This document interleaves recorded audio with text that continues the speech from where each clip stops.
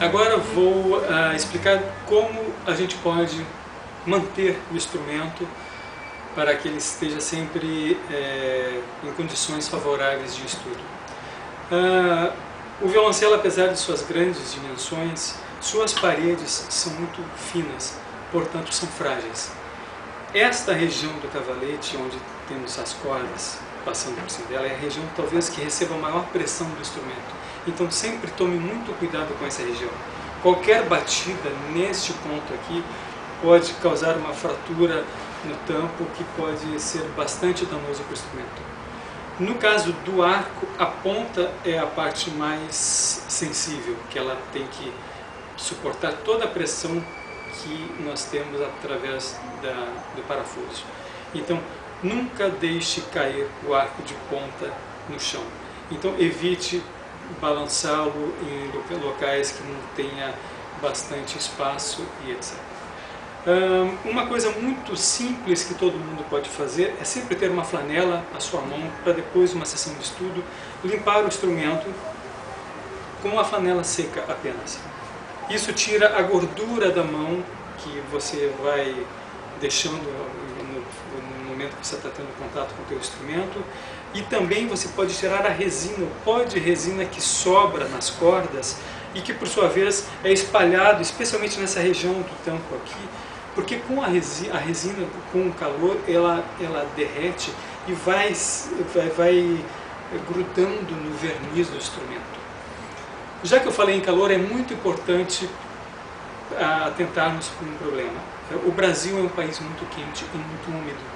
E esses dois elementos são bastante preocupantes quando a gente está falando de violoncelo, violino, etc. Porque o instrumento é colado com uma cola feita para exatamente ser descolada quando você precisa consertar o interior dele. É por isso que o instrumento ele é preservado por séculos.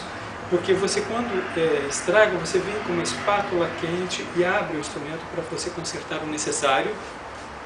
Só que com isso, quando a gente pega um calor muito intenso, ele pode descolar sem que a gente deseje que isso aconteça.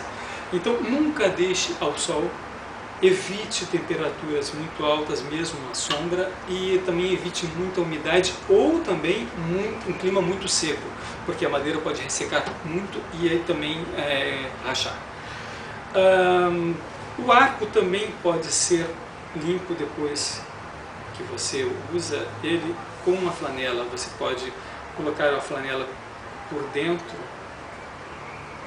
entre a crina e a madeira, e limpar a resina que tenha, porventura, acumulado desse lado da madeira. E o talão é onde tem o contato com a mão, sempre deixe ele seco. Para quem sua muito nas mãos, é importante que você sempre esteja secando, porque a constante a umidade que fica na madeira, ela pode com o tempo ir apodrecendo. Agora eu vou mostrar uma posição para quem carrega o violoncelo numa capa para proteger essa parte, que é a parte mais frágil do instrumento. Eu aconselho, vamos imaginar que esse instrumento esteja dentro de uma capa, eu aconselho a se carregar desta maneira, porque as costas da gente vai proteger a parte mais frágil do instrumento, que é o cavalete. E uma outra coisa, quando você estiver descansando de uma sessão de estudo, posicione o violoncelo desta maneira na cadeira. Porque se houver algum esbarrão por cima dele, ele vai simplesmente fazer isso e não vai tombar para nenhum lado. E o arco você poderá manter nessa posição também para ficar sempre protegido. Com estes cuidados básicos, você terá um instrumento não só para ti, mas para teus filhos, teus netos.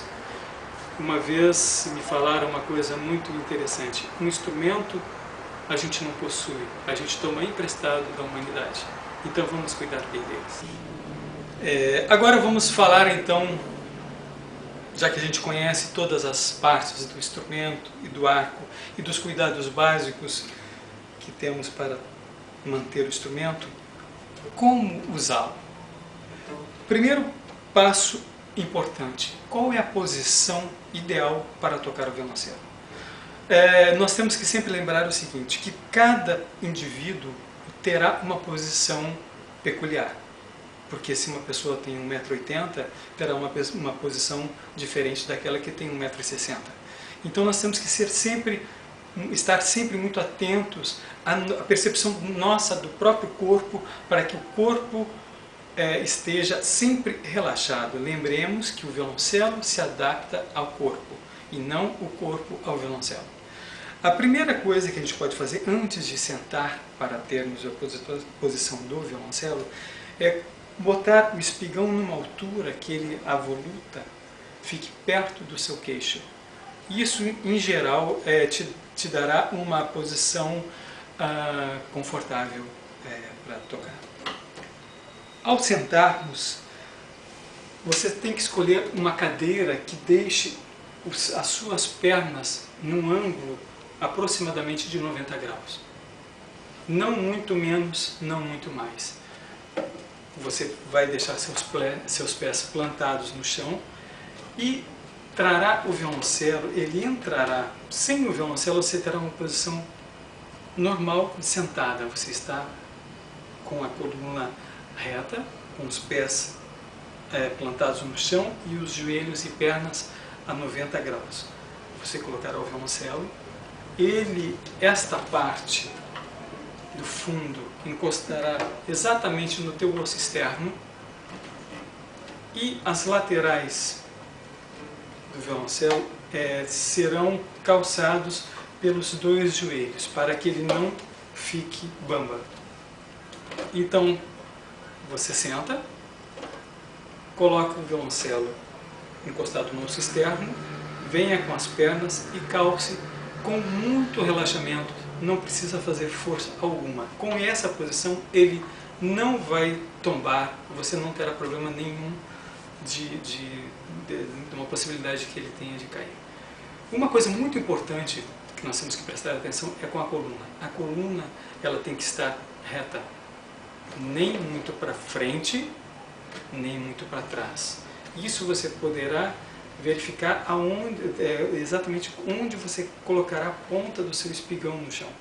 Se o violoncelo estiver muito longe, você simplesmente traga e coloque, de preferência, num chão que tenha alguns buraquinhos que você possa, ou então um tapete é melhor ainda, para que o espigão, de preferência bem afiado, possa ser colocado sem possíveis escorregões. Com uma posição relaxada, você terá duas coisas básicas a pensar no violoncelo: mão direita e mão esquerda. Apesar de serem muito diferentes, elas têm uma inter-relação maior do que a gente gostaria. Então, lembre-se, se você tem um relaxamento bom na mão direita, você será bem influenciado na mão esquerda e vice-versa. Como músico, nós temos que pensar o seguinte: um pintor tem como matéria-prima a cor, o controle da cor. Nós temos como matéria-prima o controle do som. Isso vem de acordo com o que a gente já tinha falado, da importância do arco. O arco é onde você efetivamente produz o som. E para produzir um bom som, quanto mais relaxamento você tiver, melhor será o som. Você pode naturalmente produzir um som com uma frequência limpa se você tiver um arco. Especialmente, uma coisa que temos que sempre prestar atenção, é no ângulo reto entre arco e corda. Se você puxa o arco com um ângulo errado, você vai fazer isso aqui. Ele vai se deslocar de uma maneira não desejada. Então, sempre quando posicionar o arco sobre a corda, verifique antes de puxar efetivamente o arco, se ele está num ângulo reto com as cordas. Isso é uma coisa bastante difícil muitas vezes da gente sozinho perceber. Então peça ajuda ao seu amigo, à sua mãe, ao seu pai, ao seu irmão, para ver se o ângulo está correto. Algumas coisas a gente pode também ajudar, pensar que pode ajudar sozinho a gente verificar se isso está ocorrendo de uma maneira correta. É verificar se tem um ângulo de 90 graus da crina com a corda, e a outra é ver se o arco está exatamente no meio das ilhargas. Porque quando ele estiver torto, ele possivelmente vai estar mais para um lado do que para outro. Agora que a gente sabe mais ou menos as posições básicas do instrumento, vamos agora saber como a gente faz para as mãos adquirirem uma posição correta para que tenhamos o relaxamento necessário para produzir o som.